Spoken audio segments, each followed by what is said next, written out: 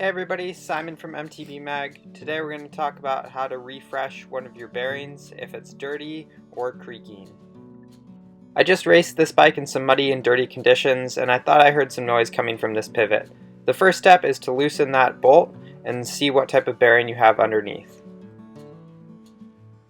I pulled the linkage apart and instantly saw how dirty things were. Even though there's a seal to make sure dirt doesn't get into the bearings, in really wet conditions you can definitely find that dirt will find its way in.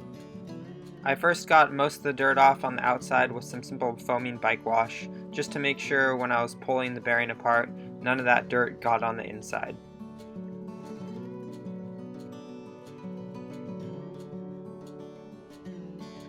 I then carefully use a dental pick to snap off the shield from the race, and I repeat this process on the back side of the bearing.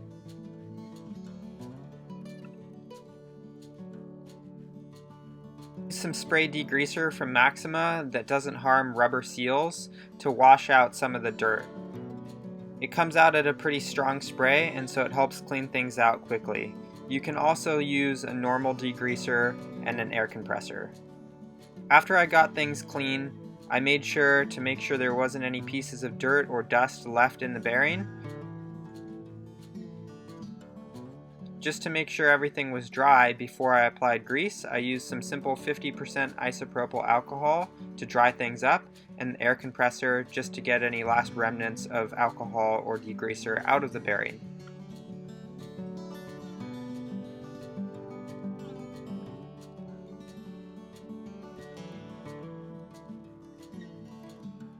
Though some may not agree, I love the simplicity of this technique. I used some bike-specific park tool grease and used much more than I needed to push it into the area of the bearing.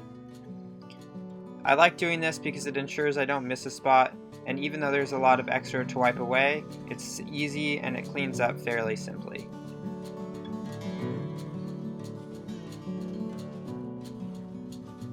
First, making sure that the shield was clean and facing the right direction, I placed it between the inner and outer race. Using a non-marring plastic tire lever that won't hurt the shield, I pressed the shield in and snapped it so that it sits firmly between the inner and outer race of the bearing. I reinstalled the shield on the other side of the bearing as well, and then tested everything to make sure that it was spinning freely and felt nice and smooth. Using the bearing spacers and the bolts provided, I reassembled the linkage of the bike, pushing the top of the chainstay into the linkage and threading everything nice and tight. I then gave everything a nice wipe down to make sure it's clean, and then tested the suspension out a bit to make sure everything felt nice and smooth. This whole process didn't take me very long, and it was a really easy way to make my bike feel new again. As this bike is fairly fresh, it doesn't need new bearings, but keep in mind you will need to replace the bearing in its entirety eventually. Thanks for watching today's video, everybody. If you have any questions, leave them in the comments section below, and don't forget to subscribe to our channel for more how-to content.